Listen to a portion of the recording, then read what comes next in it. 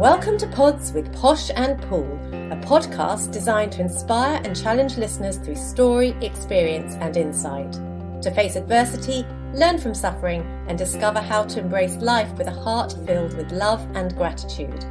We are so thrilled to have you journey with us and can't wait to share your stories. Join Sue O'Callaghan and Joanne Webb as we disrupt the theory that everyone has perfect lives.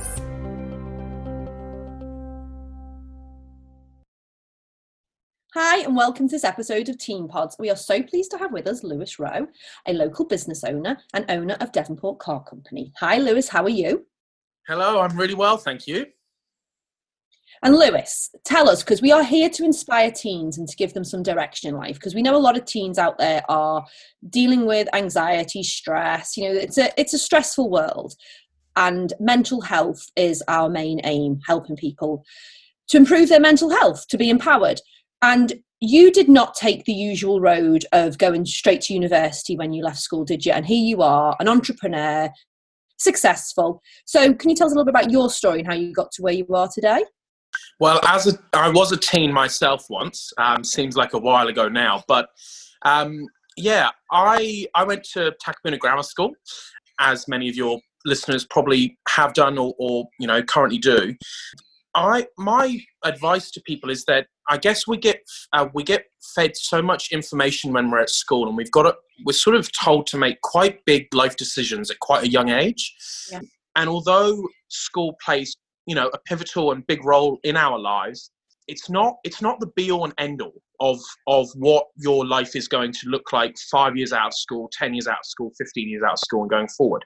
I definitely think there are so many great opportunities and options out there for people who maybe don't want to go to university or go into that sort of category of learning.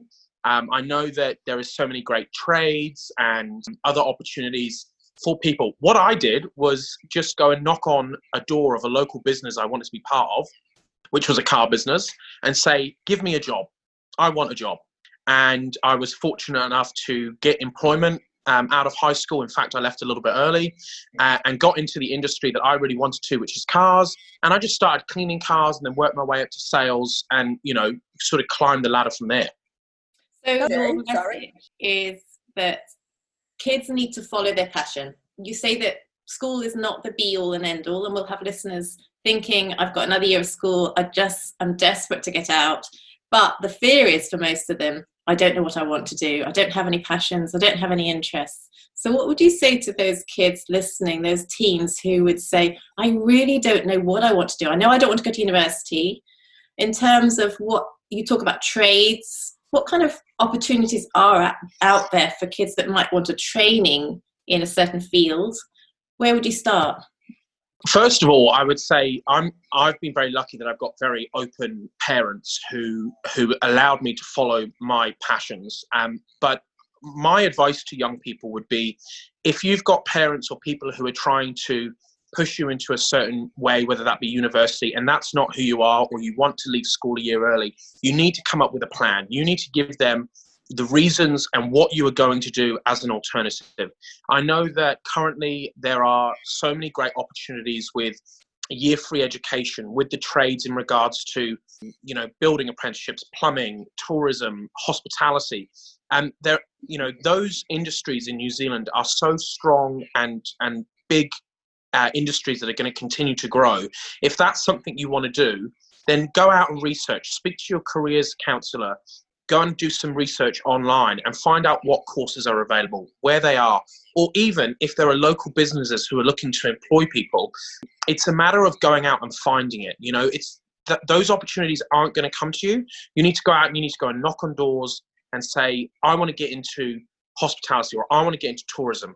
Who do I know? Whose mum and dad's friends can I speak to? And it's about just using those contacts. It's who you know, not what you know, that will really help you, move forward. And that's such great advice, especially for kids, as you say, who their parents might have one thought process for them, but it's not really congruent with what they want to do and who they are, and coming up with a plan is such a great idea. And maybe finding mentors, or even going to work in the industry for free, just to dip your toe in and to see if it is actually something that you're really passionate about. Because as you said, Sue, some of these kids don't know what they're passionate about yet, and neither should they. You were really fortunate, Lewis. You knew you loved cars. But, but when you say to a young person, I love cars, they have these big dreams of, doing things with cars. You went in and you cleaned cars. It wasn't the most glamorous job that you started off in, was it? No, it wasn't. Yeah, you have to start at the bottom. I think there are several reasons for that. You may want to be the CEO of a big company, but I tell you who the most successful people are in business are the people who started at the bottom, whether that be in the military, in a business, or just, in any avenue. The people who are the most successful are the people who understand all of the aspects of the business and what people do and where they've come from to get where they are. I think there's this massive expectation from younger people that if they go off and do 3 or 4 years at uni and they walk away with a nice flashy piece of paper and a big student loan, that they're going to just walk into become a lawyer straight away, or become, a big wig of a business. That is not the case. You have to start at the bottom. You have to get the experience, and you have to work really, really hard and absorb everything from everyone around you, whether it's right or wrong, because you can figure out what's worth keeping and what's worth not, and absorb that and help that sort of help you move forward in your choices and your career. And actually, life is about stepping up the ladder, isn't it? If you say you start at the bottom, you've actually got somewhere to go. So you can always aspire to those mentors that are ahead of you. You've got a lot to learn. You can focus on those role models that are there. I always say to children when they don't know what they want to do, just go and get a cafe job on a Saturday. You might not want to work in a cafe, but somebody might come into the cafe who opens the door to you for another opportunity. So once you take a tiny opportunity, more opportunity comes your way. Is that the kind of experience you've had by starting out washing cars and working your way up? I mean, it's a little bit of a romantic story, really. I started washing cars when I was 15 at Devonport Car Company, and exactly 10 years later to the day, I bought the business. That's sort of my story. But there were some bumps along the road, and I've done several jobs. I worked at the local Hell Pizza when I was, 16 and 17, as a lot of kids do in fast food or cafes. And because I worked in that business and became a shift manager and store manager and things like that as I worked my way up, I actually got to learn about the dealings of business. And that's how the value of wages, people's rosters, purchasing food, all of those sort of costings of the business, and trying to figure out how much of this do we need and can we reduce this expense there. And those things that I learned at a young age really helped me, or have helped me, going into my business. I also, I worked for Derek, who used to own Devonport Cars, and I took a lot of learnings from him and his knowledge and how he ran the business. And Jono, who's another local car dealer, I worked for him for quite a few years, and again just absorbed information and how they did it and learned from their mistakes, and all of that stuff has helped me being able to own my own business and be quite successful. I think that's amazing, because what you're basically describing is transferable skills. And so I used to go into schools to help kids on the Gateway scheme, and these were kids that didn't want to go to university. They didn't really know what they wanted to do, so some of them wanted to go into the trades, and I was trying to help them put like their CV together.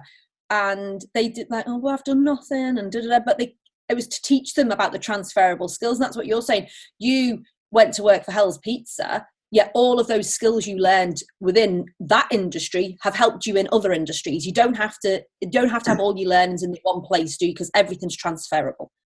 Yeah, absolutely. And look, I'm not trying to tell people to stop going to school, but let me tell you this: what I learned working part-time in my formative years, in my teens, and at several different jobs, I learned far more there that I use on a practical daily basis than I did learning about bloody algebra and maths. Okay, that's just particularly for the career that I've chosen for myself. There are other careers that you do need to know that stuff. So really, you just need to it is hard because you're at a young age where you're not sure exactly what you want to do, and you don't have to know. If you want to go out and you want to just get experience in the workforce, go and knock down those doors, Go and, interviews are a really important thing. You need to show the kind of person you are, get that experience, ask questions, learn from the managers or the bosses or the owners about what they've done, how did they get to where they are, have those conversations. And that is stuff that you're really going to be able to carry through in the decisions for your own sort of careers going forward. And your message in there is to, no matter what your situation is, be proactive, isn't it? Make phone calls, go and meet people in shops, in bars, meet business owners, and actually have those conversations. What would you say to listeners who are feeling incredibly crippled with overwhelm or are just completely shy? They can't have those conversations, and they don't feel they're listening, thinking, gosh, well, Lewis is obviously very proactive. He's an extrovert. I'm not that sort of person. I'm terrified about meeting people face to face. I don't want to go into a cafe or into a car dealership and actually ask for a job or say, can I sweep your floor? I'm not that sort of person. Where do they start? Yeah, and there are people obviously like that out there, it is far more terrifying. My advice for that would be, is if there's someone you already know in your, whether that be a family or a family friend or a family member who already works in a particular industry, maybe you'd feel more comfortable having a conversation with them. A lot of adults are more than happy to give their time to younger people to help them get through. If you don't have the confidence to just waltz into a place of business, send an email, write out a really well thought out worded email, ask some questions, ask for them to put your name on a list if there are any employment opportunities that come up. I'm not saying this is always going to work, but you're far more likely to have a positive response and for you to jump out at an employer if you are proactive. If you just sit at home all day, then it's not going to come to you. The other big thing that people deal with these days is social media. You need to put your phone down. You're not going to get a job swiping through Instagram. Let me tell you that. There is the odd person that's made a career out of that, and well done. But it's a very small portion of people. You don't need to base your life and your decisions on the glamour of Instagram. You need to put your phone down and realize that actually those people might look incredible and have amazing lives on Instagram. But let me tell you, because I've got friends who are influencers, they've worked incredibly hard to get that lifestyle for themselves. And that stuff you will never, ever see posted on social media. So you've got to realize that there is a difference between the realities of what you see online to the actual reality of life. Yeah, I agree. Such a strong message. And another thing, like another little bit of advice, when they do go and do a job, no matter if you are starting at the bottom, do it with pride. Absolutely. I could not agree with that sentiment more. Even if you are, mopping the floors, that is a job. There are thousands of people behind you who would walk over, people to get that job. You've got to take pride in your work. Make sure you feel fortunate that you have a job, especially coming forward into this new world we're about to sort of get back into. And you do have to take pride in your work. And the more pride you take, the more respect you show for all of the people around you, you're going to work up that ladder a lot quicker and easier than somebody who is there who doesn't want to be there. Yeah, and it's also a mindset shift as well, isn't it? Because if you are complaining about mopping the floor, I'm going to mop the floor, well, then you're down on yourself. Whereas if you see it's like, I'm going to do the best job here possible. This floor is going to be sparkling. It's actually a mindset shift. It's actually pride in yourself and the work that you're doing, as well as pride in everything else. And it carries through in everything in life, doesn't it? If you can learn that at the bottom, it'll be with you at the top. Absolutely. I think if you can just take pride in your work and show that you're willing to do the hard yards and do it at a good quality, then that's going to help people realize that you're there, you're in it for the long run, you want to build up your career, and you're much more likely to succeed going down that path than just sort of head down and not really caring. That's for sure. Lewis, thank you so much. There's so many takeaways for our teen listeners. Take pride in what you do, be proactive. Start small and come off social media. If you were your 15-year-old self again, what's the one message you would say to yourself? Oh gosh, I would. That's a tough one to say. The thing is that I really took a lot of advice from my parents, who are both hardworking people, and I know that some teens can have difficult relationships with their parents. But let me tell you honestly, the help and information they're giving you is to help you. So try to listen to it, try to take on from any elder the information they're trying to pass on, because it's there to help you. It's there to guide you. It's not there to upset you or frustrate you. It's there to help you. That would be my bit of advice. Lovely. Thank you so much for your time, Lewis. You are fabulous. We love you, and our teens will get so much out of this. So thanks for your experience and wisdom. Thank you. Thanks so much for being with us today. For us to inspire others to live their magnificently imperfect life, please subscribe and leave us a 5-star review on iTunes or on your podcast app. You can also follow us on Instagram and Facebook at Pods with Posh and Paul. We can't wait for you to join us on our next episode. Love, light and peace.